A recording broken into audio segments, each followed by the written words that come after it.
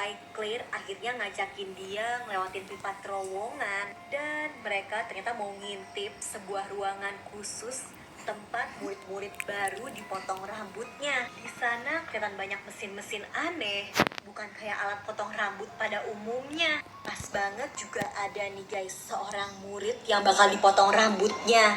Dia diikat di kursi dan gadis itu udah ngelawan gak mau rambutnya dipotong, tapi gak bisa. Di saat murid itu kelihatan ketakutan, kepalanya udah dipasangin helm khusus. Dan setelah beberapa saat, model rambutnya berubah kayak murid-murid yang lain. Anehnya, sikapnya juga langsung berubah dong, kayak robot. Claire akhirnya ngasih tahu kalau itu sebenarnya memang bukan proses potong rambut biasa, tapi kayak hipnotis pencucian otak yang makanya bikin murid-murid di situ jadi kayak terprogram, jadi penurut sesuai keinginan Miss Genevieve. Claire juga ngasih tahu kalau kebetulan dulu tuh pas kecil kepalanya pernah dioperasi, jadi ada logam gitu di kepalanya, dan mungkin itu yang bikin program Miss Genevieve jadi error, nggak ngaruh di dia.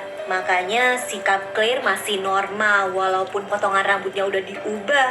Nah, tapi selama ini Claire tetap kesulitan buat kabur karena di sekolah itu juga ternyata ada adiknya. Si adik ya sama, jadi robot kayak murid yang lain. Dan Claire kesulitan, gak mungkin bisa bawa kabur adiknya. Di situ Veronica janji dia bakal bikin semua murid jadi normal lagi dan bisa pergi dari tempat mengerikan itu. Makanya nih, besoknya di kantin, Veronica berusaha ngasih tahu murid-murid yang lain. Dia berusaha nyadarin kalau mereka semua tuh berubah karena model potongan rambut.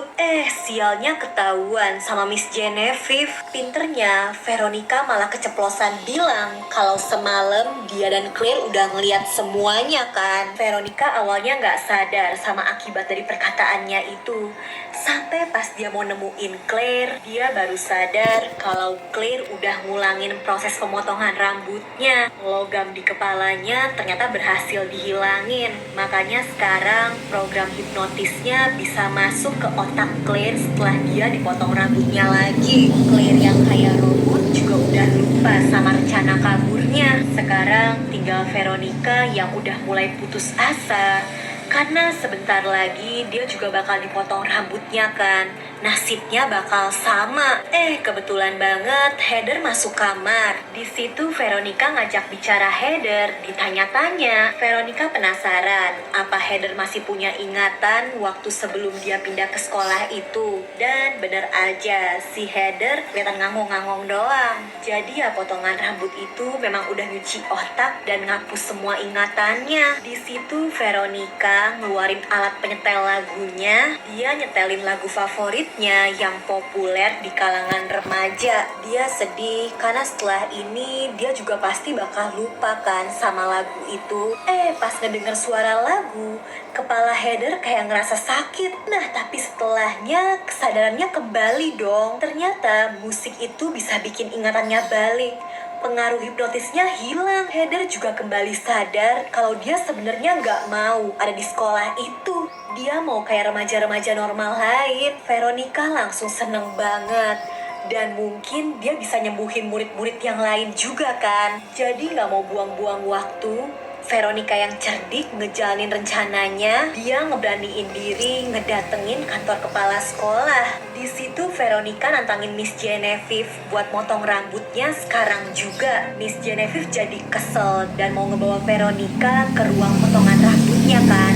Dia nggak sadar kalau Veronica ngasih isyarat ke Heather yang sebenarnya udah ada di ruangan kepala sekolah. Di sana Heather bisa nyetelin musik di speaker yang suaranya bisa kedengeran ke seluruh sekolah kan. Dan setelahnya reaksi murid-murid sama ya kayak Heather tadi. Pikiran mereka kayak terganggu.